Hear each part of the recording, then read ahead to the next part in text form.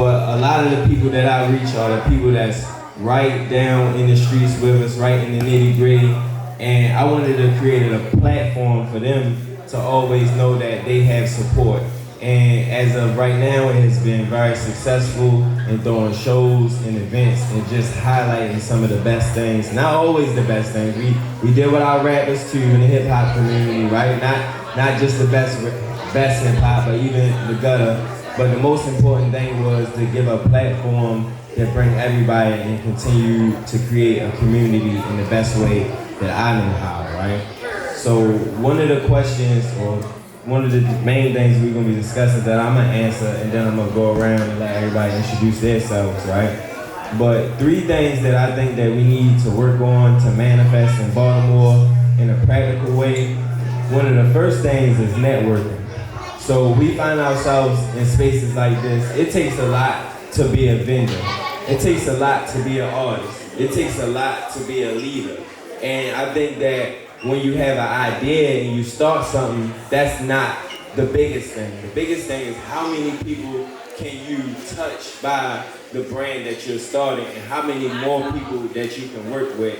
And I can be corrected if I'm wrong, but I feel like a lot of times people create things, and then when they started getting some type of traction, they get big-headed and they don't really want to work with the same people they was just standing next to. So I think that's one of the most important things that we need to do in networking. The second thing that we need to do is we gotta spend money with each other and not kid. I was at the mall before I got here, out in Anne Arundel, and I'm like, no, I ain't buying my kids nothing there. We're gonna spend that money at the Black Mall, because none of that money in Anne Arundel Mills is gonna make me feel good, right? I made sure I got me some jewelry. This could have been in the middle of the mall somewhere, but the energy that comes with this, it feels way better, right? So we gotta support each other financially and stop being petty with our dollars. You know, I know that Christmas is coming. I particularly don't celebrate Christmas. I let all my children know when it's coming, like, yeah, Dad ain't doing that, right?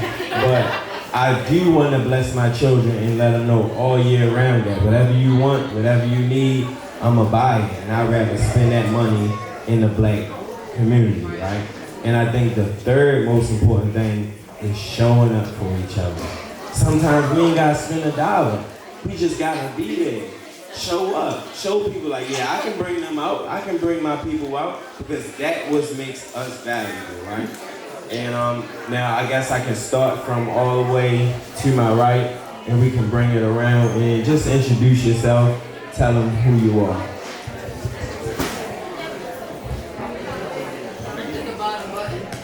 Check.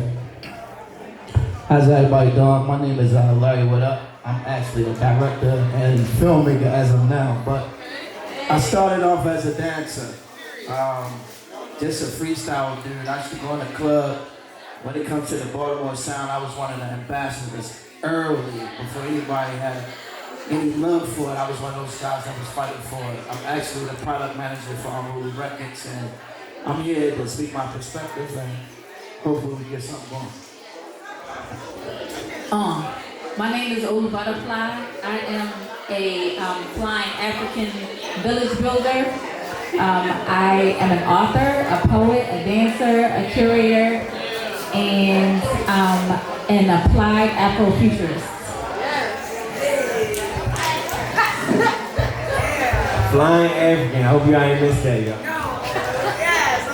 Peace, everybody, peace. My name is Aaron Naven. I am a artist, the author. As Shinir says, the voice. I guess that's the title. I'm an artist, I'm an author, I'm an educator, community organizer, and shoot, I wear too many hats to name them all. I do a lot. I'm thinking the same thing. I've been blessed to be called and voted the Cool Queen of Baltimore. I have an organization called Primetime Community. I sew, I cook, I promote shows, I do a little bit of everything.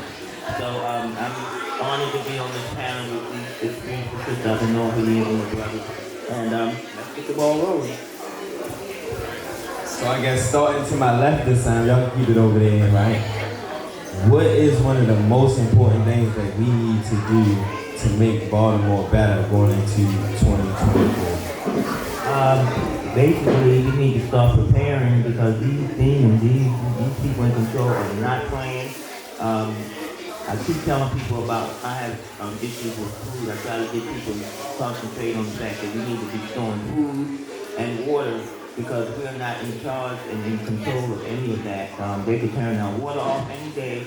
They can close their supermarkets and we will be running around here fighting each other for food and stuff. So food security is my main issue. I just started a program that I saw that was well needed called the We Care Unity Team. And we basically help people in wheelchairs and on walkers and disabled people that can't get out to food giveaways.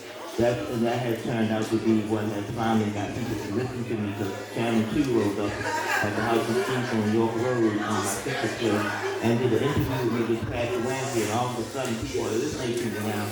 And I've been feeding the homeless and that's fortunate for 40 years. I have a huge mural in Washington, D.C. dedicated to women who make a difference in the world, and I'm the only one on that mural from Baltimore.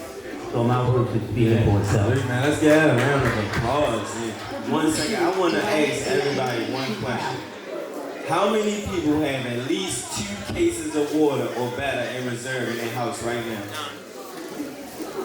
Oh, then y'all better than me. I got like 3 water bottles left, right? I also have 7 kids, so you know. now they drink I water. can't afford to run out.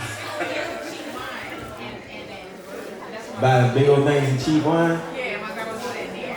Okay. Like one of these plastic. Wow, I didn't know that. But I think that's so important, right? When you talk about food security, there's a real war going on right now, right? I try to ignore it. I ain't gonna lie, I don't even want to pay attention to what's going on in politics.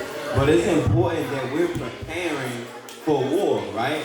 For the fitness side, for the food security, we gotta tap into those guards. I keep asking people who are running around talking about, we ready for the revolution.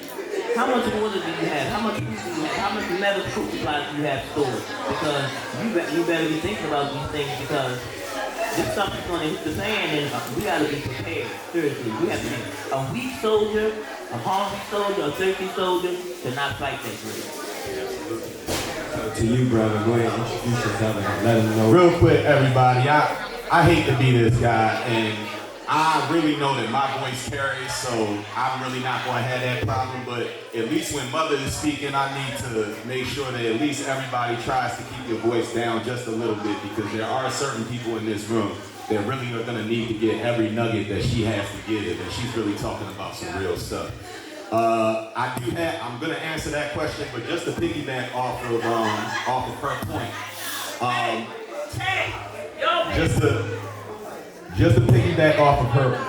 just to piggyback off of her point.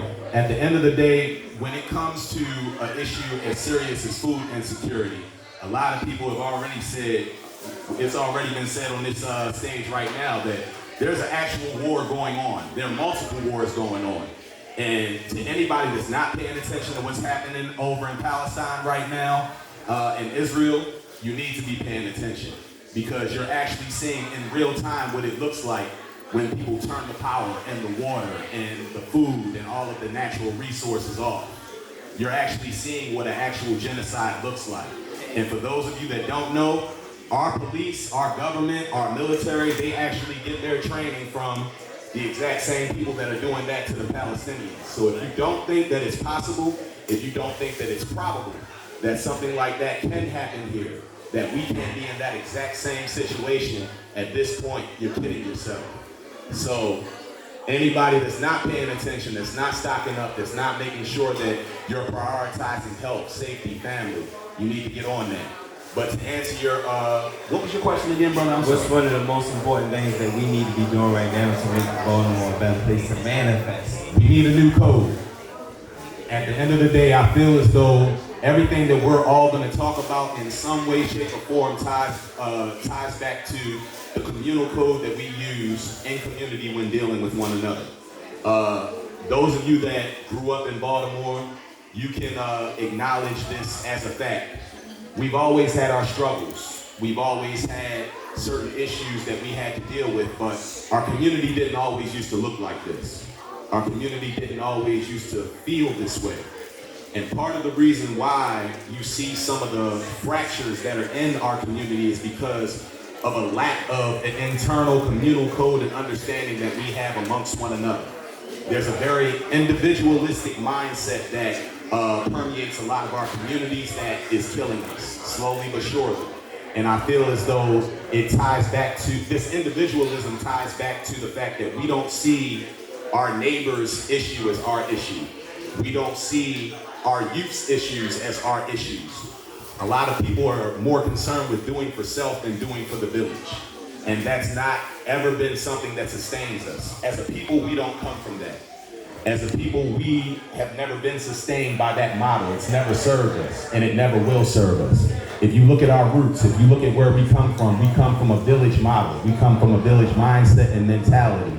And for us to actually be able to have the kind of success and thriving communities that we want, it's gonna require us to have an internal code that we abide by in our community where we prioritize the village over ourselves as individuals. So we'll go dig a little bit deeper into that, I'm sure, further in the conversation, but everything that I'm gonna say is gonna tie back to the code that we use in our communities when dealing with each other. Yeah, that. So 2020 and beyond is a vibe, and so the number one thing that I would like to see my people do is listen to themselves. So that includes right in the moment. You tell yourself what you need to know and what needs to happen. That's what anxiety and depression come from, not listening to ourselves. Justice and balance comes from listening to ourselves, because when things are not right, you feel it in your body, and we've been taught to ignore that, whether that's from in our households, in the school system, etc. So mental health, they don't believe in like mental health issues in Africa, and I know that sounds like the opposite of what everybody is saying right now as we're promoting mental health, right? But what they say is that somewhere you have lied to yourself, and you've been carrying that on, building that. So we need to listen to ourselves and that infinite wisdom that we were born with. All right, so what I like to see my community do in 2024, to forgive, right? Just let it go and forgive, you know what I'm saying? Because if you can forgive, you can love again, right? And one of the biggest things and problems that I see here in the communities in Baltimore when it comes to, if it's entertainment, the fashion, or even businesses, people don't want to work together, right? People don't want to collaborate, right? And I don't know why I got this epiphany yet, but a couple of months ago, I started looking at it like a spider web, right? So if it's Ernest over East Baltimore, my sister's over West Baltimore, mom's out east, he's over, but we're all some type of way interconnected, right? Because what I do great, Ern might not do that great, so he got me. What she does great, mama might not do great, right? But we're all connected on that same level of things. But if you can't forgive, you can't move forward, right? So like, I've heard multiple people this year tell me, man, I do a lot of stuff, but I can't do it by myself. You know what I'm saying?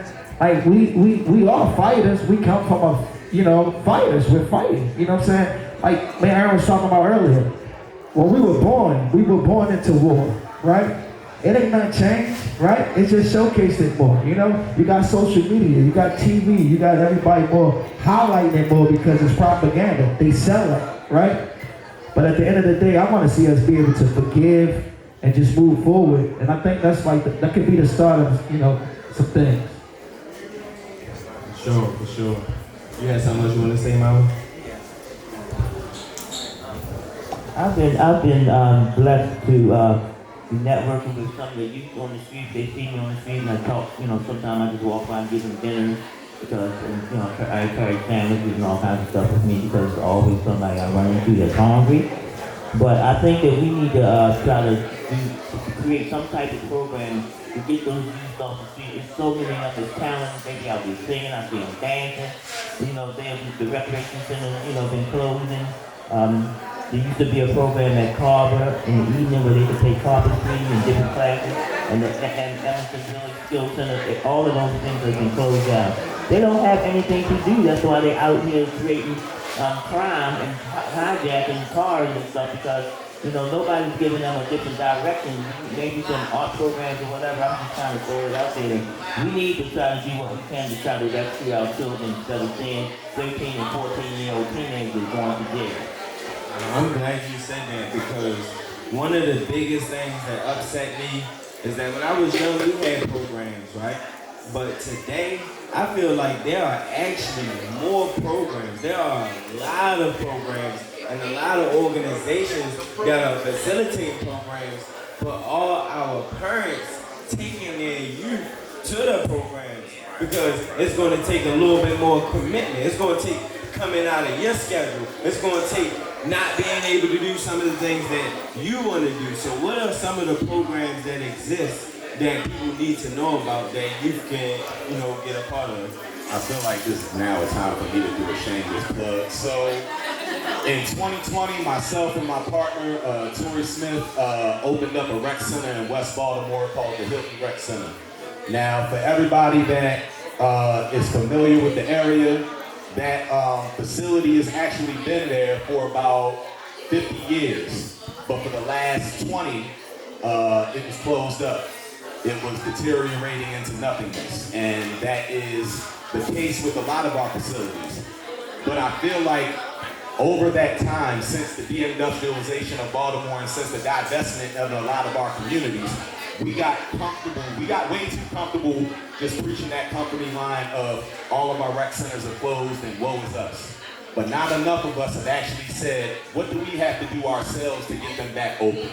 What do we have to do ourselves? Not waiting on any benefactors to come and parachute in our communities and change them and save us for us. But what do we need to do from a communal standpoint to make sure that these communal resources are here and available? So in 2020, we came together to open up the Hilton Rec Center, and we've been functional for the last 3 years, just off of the strength of what we could bring to bear ourselves. And just recently, we were blessed to be able to be greenlit for a $25 million expansion of that facility. Long story short, they don't realize it yet, but they're building us a school. I say all that to say, all of the things we need to create change in our community are already here. All of the innovative ideas and individuals that we need to make all the changes necessary in our community are already here. But are they getting our support? Are they getting our funding? Are they getting our resources? Are they getting our word of mouth?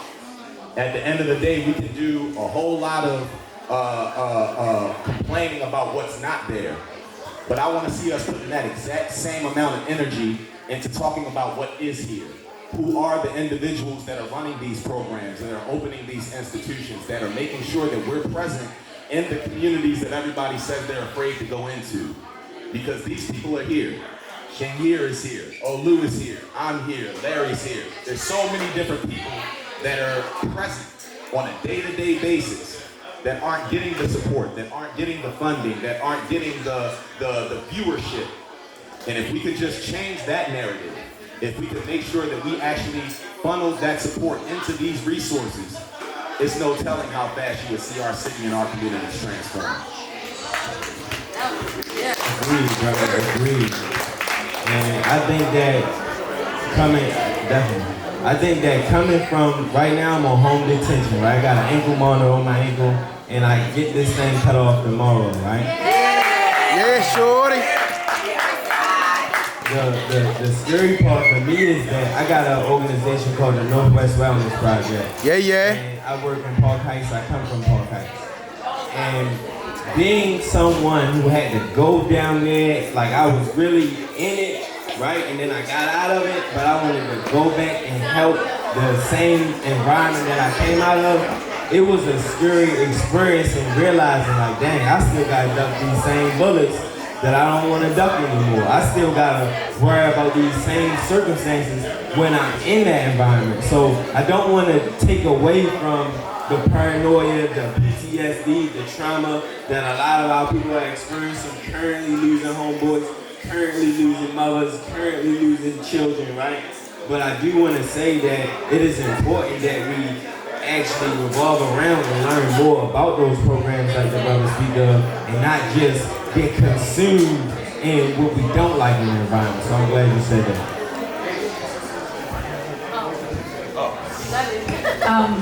Some programs, so my thing is about conquering the conquering through nature and art. So warriorship looks real different today than it did 100 years ago, 200 years ago. So I'm really excited about the nature programs. I made my son apply to like all of them just now when you talk about programs. So there's workforce programs where they could work in the community gardens right where they're at. I'm also putting together a data activist reforestation program. We know that we need trees in the hood to combat climate change, to combat even when the smoke was coming down. The safest place actually went out into nature because my house wasn't safe. Being in my house,